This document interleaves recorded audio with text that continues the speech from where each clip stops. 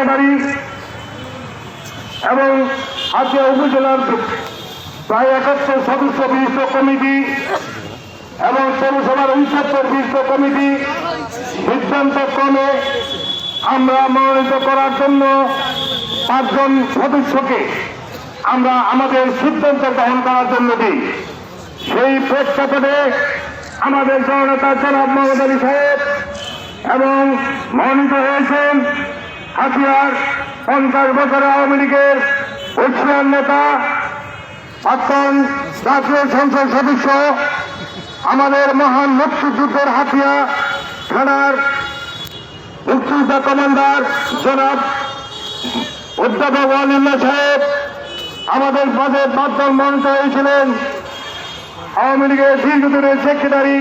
কেফায়েতুল্লাহ সাহেব এবং মাস্টার মাজরুর সাহেব ওনাদের সিদ্ধান্ত ক্রমে আপনারা জানেন আমাদের অস্থায়ী কার্যালয়ে মোহাম্মদ আলী সাহেবের বাসায় 2 জনের নাম ঘোষণা করা হয় আসন্ন পৌরসভা নির্বাচনের জন্য। প্রিয় সাথী ভাইরা, সেই 2 জনের মধ্যে একজন আমাদের অধ্যাপক ওয়ালিউল্লাহ সাহেবের ছেলে ওবায়দুল্লাহ এবং দ্বিতীয়জন ওনাদের পরিবারের ছেলে সাইফুদ্দিন আহমদকে আমরা এখান থেকে প্রস্তাব পাঠাই। সেই প্রস্তাবের পরিপ্রেক্ষিতে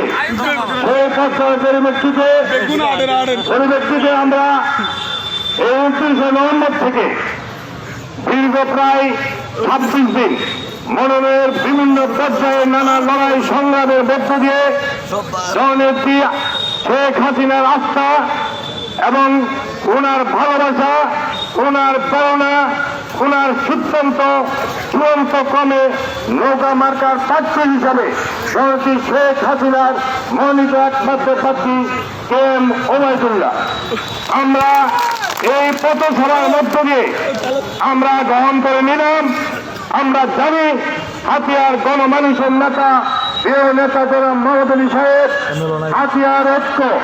শান্তি রক্ষার স্বার্থে হাতিয়ার দীর্ঘদিনের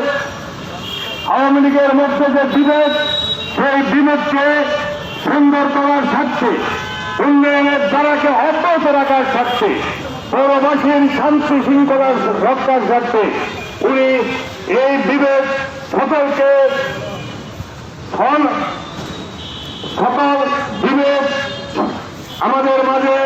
ভুলিয়ে আমরা যাতে করি একটা সুন্দর সুশৃঙ্খল উন্নয়নমূলক কর্মকাণ্ড করে এই পৌরবাসীকে আমরা সুখে শান্তিতে রাখতে পারি সেই প্রত্যাশার লক্ষ্যে উনি আমাদের কাছে এই প্রার্থী বিবেচনা করেছেন। আমরা এই ঐক্যবদ্ধতাকে আমরা টিকিয়ে রাখবো এবং আগামী দিনে চলার পথে আমি মনে করি আমি আপনাদের মাঝে ছিলাম এবং বিগত আমি আওয়ামী লীগের মাঝে আছি। আমি আমার কাছে আওয়ামী লীগের চূড়ান্ত আমার কাছে মোহাম্মদ আলী সাহেবের চূড়ান্ত এই সিদ্ধান্তকে আমি আমার শিরোধার্য করে আপনাদের পাশে ছিলাম। যতটুকু করেছি আমি উন্নয়ন সহ সার্বিক কর্মকাণ্ড করার চেষ্টা করেছি। সে বিষয়ে আমার বিভিন্ন কর্মকাণ্ডের মধ্য দিয়ে আপনাদের কাছে জাগরুক আছে এবং থাকবে বলে আমার বিশ্বাস। আমি মনে করি আগামী দিনও এই জননেত্রী শেখ হাসিনার উন্নয়ন শান্তি এবং এই পৌরসভা শান্তি রক্ষার্থে আগামী দিনগুলোতেও আমরা যাতে করি শান্তি উন্নয়নের দ্বারা অব্যাহত রাখতে পারি, শৃঙ্খলা রক্ষা করতে পারি, পৌরবাসীর সার্বজনীন শান্তি রক্ষা করতে পারি এবং তাদেরকে নিরাপদে রাখতে পারি সেই প্রত্যাশা আমরা এই আগামী দিনে 30 তারিখে আমরা নৌকা মার্কা ভোট দিয়ে এই ওবায়দুল্লাহ সাহেবকে নৌকা মার্কা ভোট দিয়ে আগামী 23 তারিখ নির্বাচিত করে নৌকা মার্কার মধ্য দিয়ে আমরা আমাদের শান্তির দ্বারা আমাদের উন্নয়নের দ্বারা অব্যাহত রাখবো। আপনাদের পাশে থেকে যথাযথ উন্নয়ন করে, আপনাদের সেবা করে, আপনাদেরকে একজন জননেত্রী জননন্দিত নেতা হবে এই প্রত্যাশা রেখে আপনাদের সকলকে ধন্যবাদ জানিয়ে আগামী 30 তারিখ নৌকা মার্কা ভোট দিয়ে এই কেরাম ওবায়দুল্লাহকে জয়যুক্ত করব, এই প্রত্যাশা আমরা করতে পারিনি। আমি আশা করি আপনারা সকলে আমাদের এই হাতিয়াকে শান্ত শৃঙ্খলা রক্ষা উন্নয়নের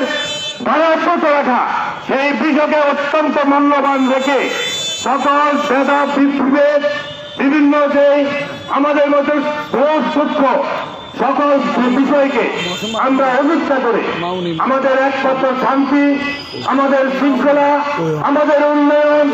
এই দ্বারাতে আমরা অব্যাহত রাখবো। তার সাথে জননেত্রী জনতা যারা মানবী তাদের সিদ্ধান্ত চূড়ান্ত, জননেত্রী শেখ হাসিনার সিদ্ধান্ত চূড়ান্ত নৌকা মার্কা আমরা জয়যুক্ত করব, এই প্রত্যাশা আশা করি এই পৌরবাসী করবে, এই বিশ্বাস আমার আছে। এই বিশ্বাস থেকে আপনারা আগামী দিনে সকলে কাঁধে কাঁধ মিলে সকলে মিলেমিশে এই পৌরসভার প্রার্থী ওবায়দুল্লাহ সাহেবকে নির্বাচিত করে আমরা শেখ হাসিনাকে হাতিয়ার নৌকা মার্কার এই পৌরসভার চিত্র উপহার দেবে, এই প্রত্যাশা রেখে আপনাদেরকে আমার প্রিয় পৌরবাসীকে অভিনন্দন জানিয়ে এবং যারা বিভিন্ন এলাকা থেকে আসছেন তাদেরকে সকলকে কৃতজ্ঞতা প্রকাশ করে আমার কথাগুলো শেষ করছি। জয় বাংলা, জয় বাংলা।